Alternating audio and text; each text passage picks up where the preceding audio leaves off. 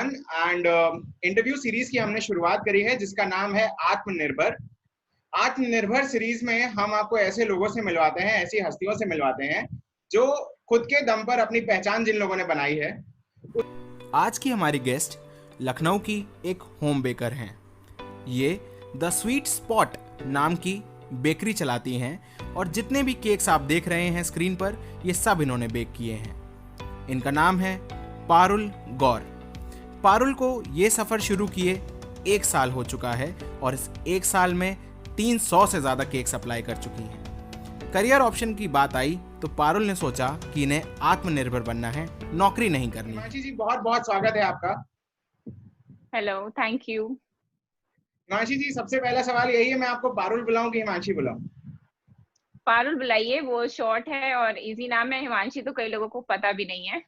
तो हिमांशी, आप बेकिंग करती हैं, आप एक होम बेकर हैं। आपने मई 2019 में, मई 2019 में हिमांशी ने, पारुल ने अपने बेकिंग करियर की शुरुआत करी थी।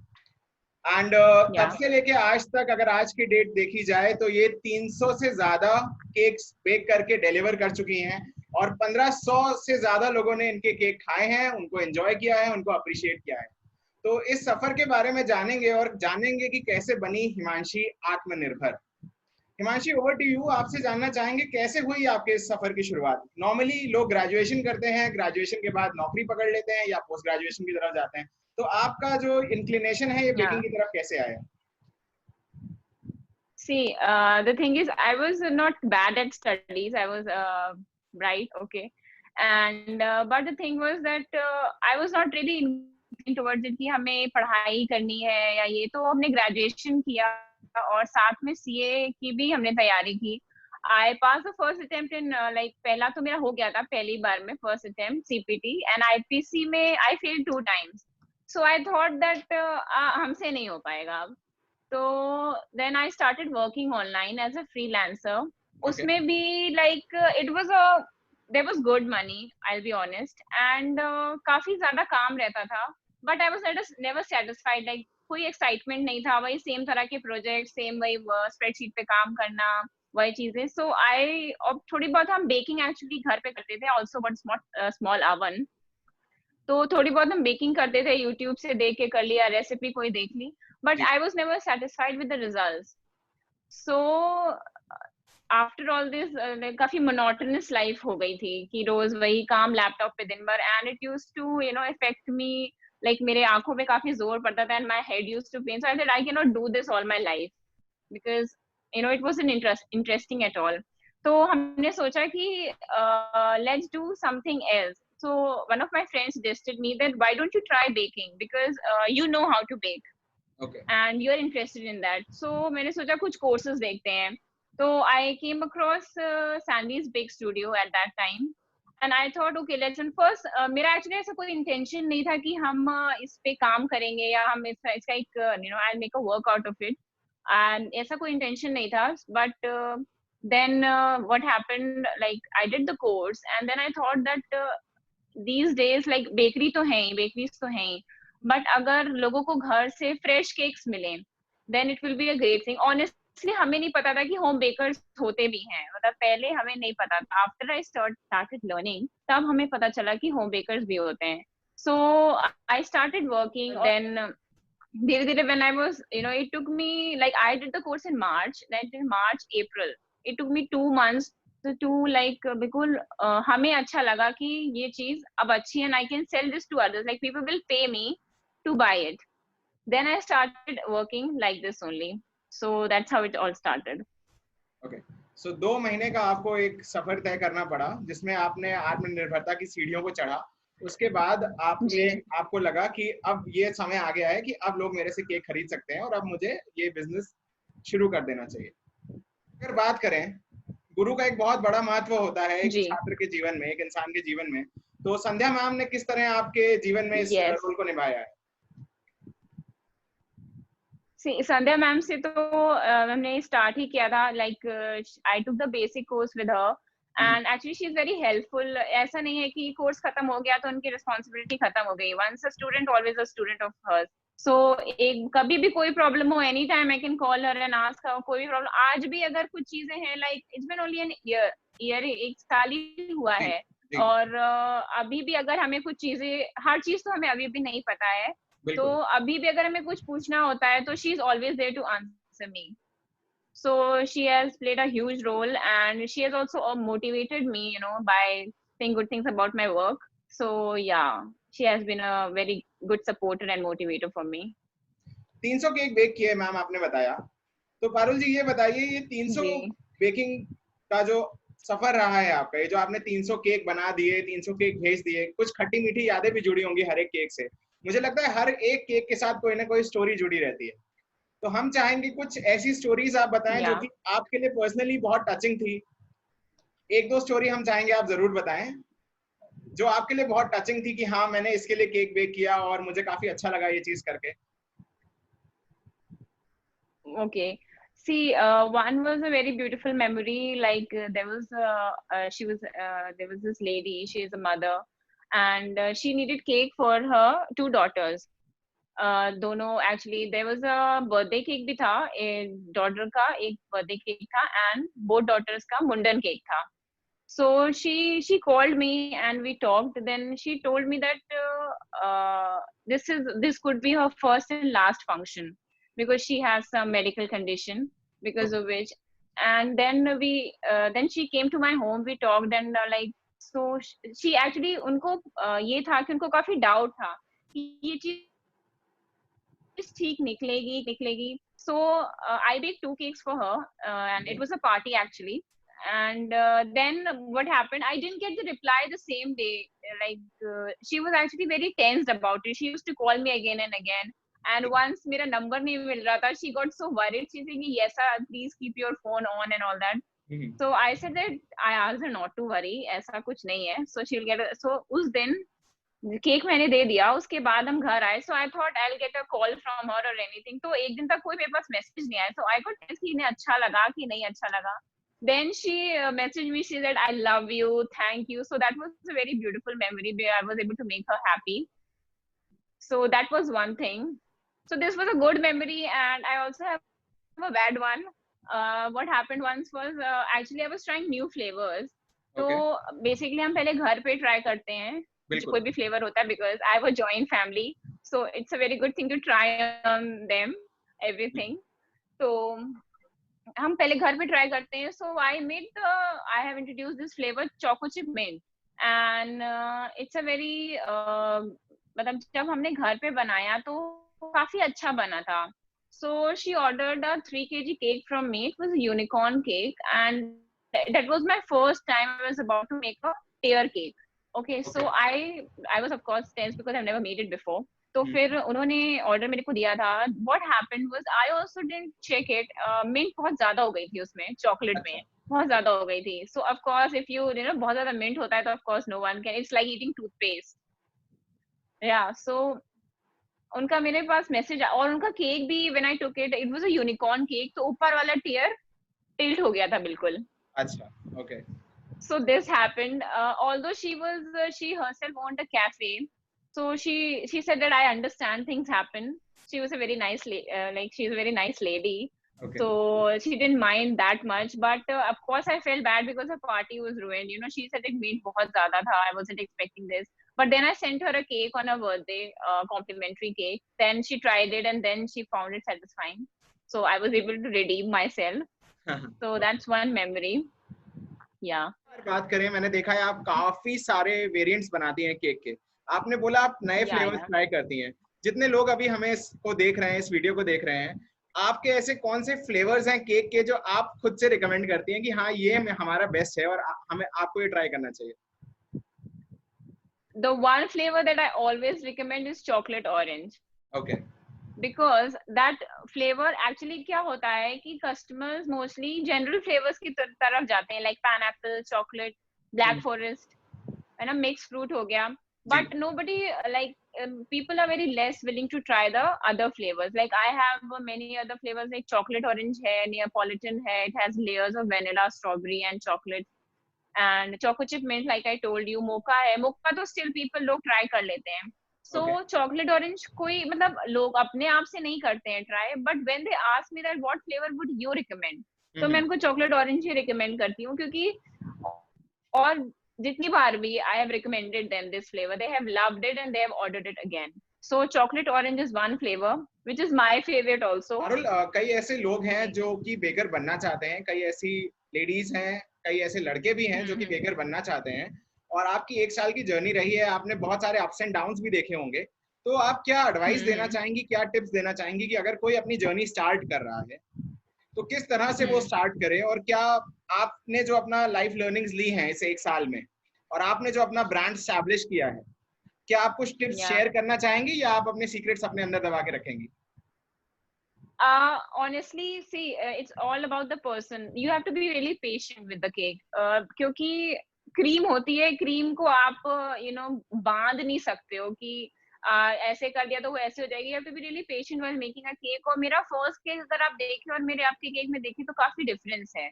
जी. है ना. मेरा फर्स्ट केक तो खैर काफी क्या ही बताया जाए, तो उसमें काफी उतना अच्छा नहीं बना था वो तो. और आपके केक अगर देखे जाए तो ऑफ कोर्स डिफरेंस तो बहुत है, बट फिर यही बात है कि टाइम लगता है और प्रैक्टिस बहुत ज्यादा चाहिए. You can not think perfection आ जाए, तो you need to be very patient. और ये है कि जब भी आप बनाओ पहले हर चीज घर पे ट्राई करें. कोई भी चीज करनी हो तो first try at home and then try and give it to the customer. अगर आपने पहले नहीं करी है, भले ही आपका थोड़ा सामान लगेगा, but the thing is you first try at home. क्योंकि अगर एक बार it's better that the customer is satisfied, है ना. चाहे जो भी हो, कस्टमर सेटिस्फाइड होना चाहिए, otherwise they will not order from you again, and neither they'll refer you to anyone else. So that's the thing कि आप जो भी करो और be very patient and सामान सारे रखो अपने पास जो भी चाहिए बेकिंग के लिए.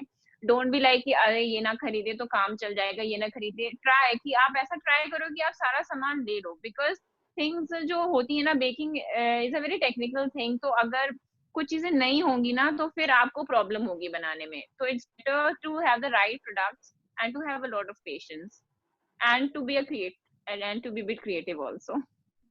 क्रिएटिविटी का कोई सीक्रेट जो आप शेयर करना चाहेंगी?